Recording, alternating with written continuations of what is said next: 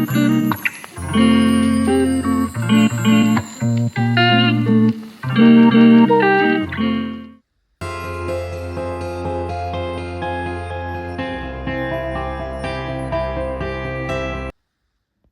everyone and welcome to Linger Longer with Books. My name is Catherine and in this week's bonus video I'm going to be running you through a handful of what I think are spooktacular titles to enjoy this Halloween week.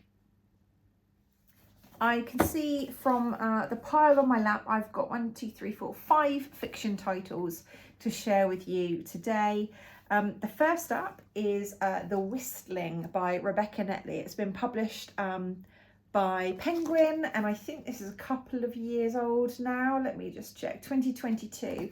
I was lucky enough to receive a review copy of The Whistling, and I was really blown away by the power of the kind of the description, the chilling, sinister, atmospheric kind of elements that are within this book that Rebecca has kind of crafted. So without further ado, I'll just read you the blurb on the back so you can kind of get a sense of exactly what it's about and kind of what I'm meaning. So we have, when Elspeth arrives on a remote Scottish island to become nanny to a young child, she hopes to bond with her until she learns that the child has not spoken for months, and Mary's silence is not the only mystery. Hypnotic lullabies drift down empty corridors, strange dolls appear in abandoned rooms, and as the nights draw in, darker questions arise. What happened to Mary's late twin William? Why did their previous nanny disappear so suddenly? And is the whistling Elspeth hears at night just the storm outside?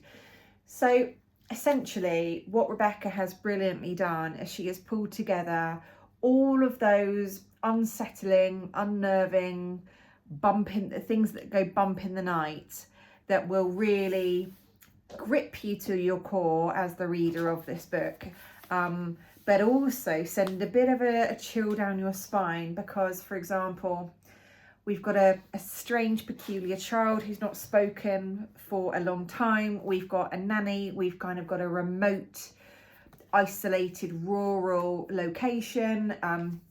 Other things like lullabies drifting down the corridors, strange noises in the night, dolls. I mean, that's going down the whole kind of clown route, doll route, something that is meant to be so comforting and playful. We tend to find a lot of like gothic fiction at this time of year that there's something that tips the comforting to the real sinister, horrible, keep you awake at night. So there's things like obviously the dolls, the mystery around William, sort of what happened to him. So it's that like not knowing, that sense of unease that is built up. And also just to say this is set in, I think it's Victorian times, or a little while ago. I can't quite remember if a date is actually given. Oh yeah, 1860. So absolutely kind of right in the middle of kind of Victorian Scotland. And then you've also got what happened to the previous nanny. What circumstances did she leave under? And then the whistling that Elspeth hears. Is that just the weather and the storm outside?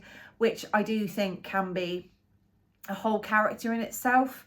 For fans of plays such as The Mousetrap springs straight to mind, where the weather is such a big component. It almost becomes a character in itself with the snowdrift that the house full of kind of supposedly guests unknown to each other. And the same with one of Agatha's novels, And Then There Were None. They are isolated. The weather is really unforgiving. It is you're pitted against the weather really as humans. So there you go. I would highly recommend The Whistling by Rebecca Netley. You'll be able to get it in any good library or bookshop, and you can tell from all of the sticky tabs when I read it, that is always in my world a really good sign that I have enjoyed the book, and that I want to go back to passages and sentences that have really stood out for me. So yeah, absolutely get your hands on The Whistling. The second book that I've chosen to recommend to you this Halloween week is Hex by Jenny Fagan. Now, Hex has been published as part of the Darklands Tale series, published by Polygon Books, and this is a beautifully gothic, from the 16th century Scotland, and it just stands out to me, and I just thought I would absolutely share it with you today. So what is Hex all about? I'll just read you the blurb so you can kind of get a sense of what it's about, and then I'll just share a few of my thoughts to hopefully entice you to pick up your own copy. So it's the 4th of December 1591. On this, the last night of her life in a prison cell several floors below Edinburgh's High Street, convicted witch Gellis Duncan receives a mysterious visitor, Iris, who says she comes from a future where women are still persecuted for who they are and what they believe. As the hours pass and dawn approaches, Gellis recounts the circumstances of her arrest, brutal torture, confession and trial, while Iris offers support, solace and the tantalising prospect of escape. Hex is a visceral depiction of what happens when a society is consumed by fear and superstition, exploring the terrible force of a king's violent crusade against ordinary women can still be felt right up to the present day. So you can sense from that Hex is absolutely packed with a really, really powerful plot. 1591, you're living a hard life if you don't have money and wealth and power. I lived in Scotland for a few years of my life in my 20s, and I worked in Edinburgh city centre through various PR and comms jobs for probably around 4 years in total, specifically in Edinburgh city centre. So Edinburgh is very close to my heart. You've got the old city and the new city. It is packed full of history. And given that this is set kind of many floors down under the city, in the dark, the dingy, the really kind of tough circumstances where people spent the last nights of their lives before they were executed. But Hex takes on, like I said, it's very visceral read, but it actually has this sort of mythical, magical kind of elements through the arrival of Iris. She's otherworldly, but I would say go with the flow with this book. It has a lot of messages, as the blurb kind of gave away, about the people's perception of women at the time in that society, how they were quite powerless in their voices and their circumstances, and just that enduring fire in the belly to survive and to try to change the narrative politically, socially. It is a brilliant read. It is a very short read, as you can see. It's probably about 120 odd pages. About 100. And it is something that you can kind of just gobble down in a day if you so wish. But I would highly recommend Hex. I would also recommend you looking at the rest of the Darklands Tale series by Polygon. You have titles like Rizzio, so Rizzio was by Denise Miner. You have, what else do you have? You have Lady Macbeth by Val McDermid. I think that's one of the most recent ones. I've got some of them on my shelf here, you can see. And also got Alan Warner's Nothing Left to Fear from Hell. There is one that I'm missing, which I will get hold of very soon. Then I'll have the whole collection. But anyway, that is Hex for now. Go and treat yourself to a copy in the bookshop, or obviously You can get it from any library around you. So there you go, there's that one. Number 3 on the book stack is Something Wicked This Way Comes by Ray Bradbury. I'm cheating a little bit with this one. This is my November book club pick that I've chosen for us to read. Ray Bradbury is an author that I have been aware of for quite a while, but have not yet read any of his novels. This is somewhat of a cult classic. It was written, first published anyway, in 1962. And what is it all about? I mean, that cover is quite unsettling to start with. There's something about the black and then the bright green spray and the drip and the top hat. Yeah, that gives me the creeps almost straight away. So what is it all about? It's the week before Halloween, and Cougar and Dark's Pandemonium Shadow Show, that's not easy to say, has come to Greentown, Illinois. The siren song, cough, of the Calliope entices all with promises of youth regained and dreams fulfilled. As two boys, trembling on the brink of manhood, set out to explore the mysteries of the dark carnival smoke, mazes and mirrors, they will also discover the true price of innermost wishes. Okay, so that sounds a little bit more kind of fantastical, still very dark. I will be interested to see what this one is. It's around 250 pages, much shorter than this month's pick that I chose, which was A Discovery of Witches at nearly 700. So this is a mere breeze. So I shall share my thoughts on my channels of this one, but that is number 3 in terms of my recommendations. Let me know out there in the comments below if you have read this one, what your thoughts are. If you hated it, probably don't leave me with comments along those lines. It's not going to really motivate me or inspire me to read it for my book club. And given that it is my book club, I need to be the host and to have read it, so I can't dodge reading it. So there you go. That is Something Wicked This Way Comes. I love that title, by the way. There's something really lyrical about that, and just very, very catchy. So there you go, there's that one. The last 2 I'm going to share, but I'm not going to go into massive detail because I featured them on a video very, very recently, which I'll try to link in the description below. I was lucky enough to go and see Lucy Jane Wood, author of Rewitched. This is her debut novel. And I also saw at the same time Nadia El-Fassi for the author of Best Hex Ever. Oh, what's wrong with me? I'm tired today, sorry, can't speak properly.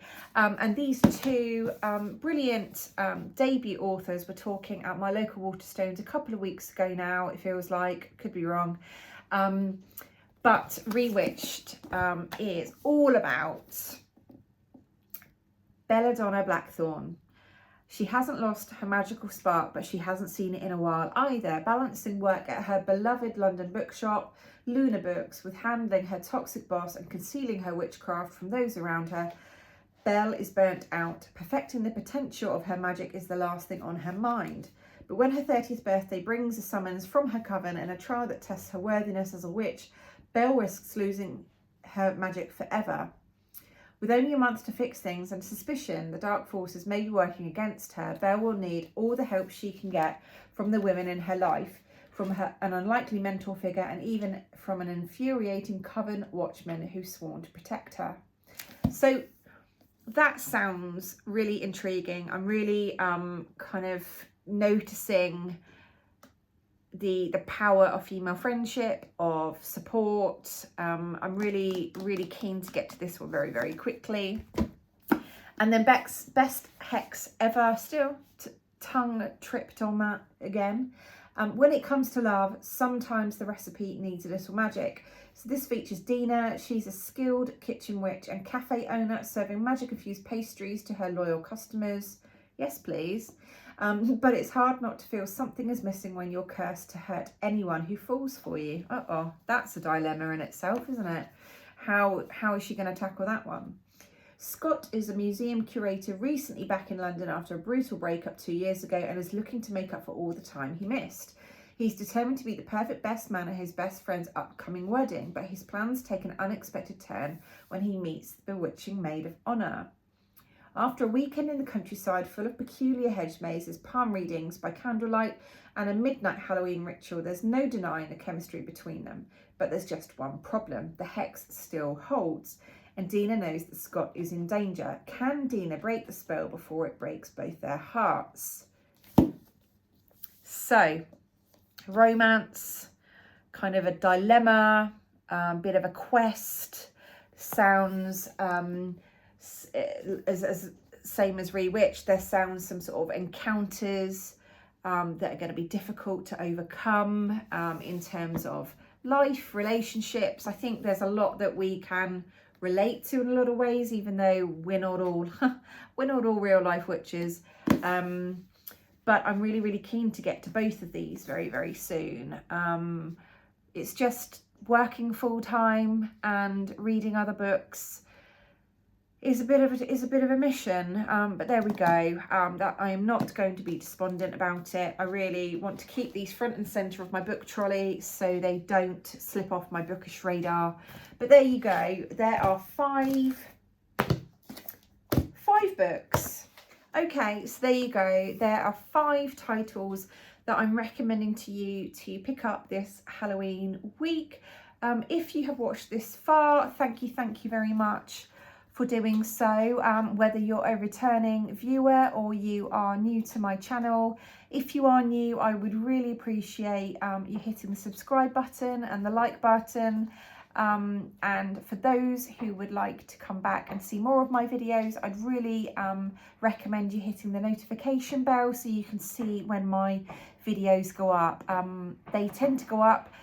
Oh, you might be able to hear fireworks in the background. The firework season has started.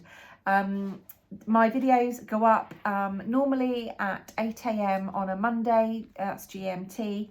But this video is coming out, it's the second one of this particular week, just to capture slightly different content for Halloween. So Monday's video was around my Halloween sort of reading recommendations for younger readers, and obviously today's video has been all about books we can enjoy as older readers. So yeah, I think these kind of span quite a few different kind of themes and topics in terms of magic, mayhem, and the very darker side of elements that we know are kind of attached to Halloween time. So there you go. If you have watched this far, let me know you're there by leaving an emoji. That is one of my favourites that I use a lot in my everyday life, which is the gold swooshy star that's curved. It's going to be the opposite way to you that I've just done it. So the one that I've just done, this one with the star, leave me that in the comments. Let me know if you have read any of these and if any stand out in particular to you, and perhaps what books you'll be reading this Halloween week. Are there books that you kind of go back to, you reread, that you've got your kind of spooky favourites? Or is there a particular spooky book that you are sort of desperate to get to and that you'll be enjoying this week? Let me know in the comments below. But until next week, I hope you'll have a great week of reading ahead of you, whether that's just a few pages or more. I think any type of reading is really, really enjoyable. So I hope you do get some downtime to do that and to relax. But yeah, take care everyone, and I shall speak to you in the next video.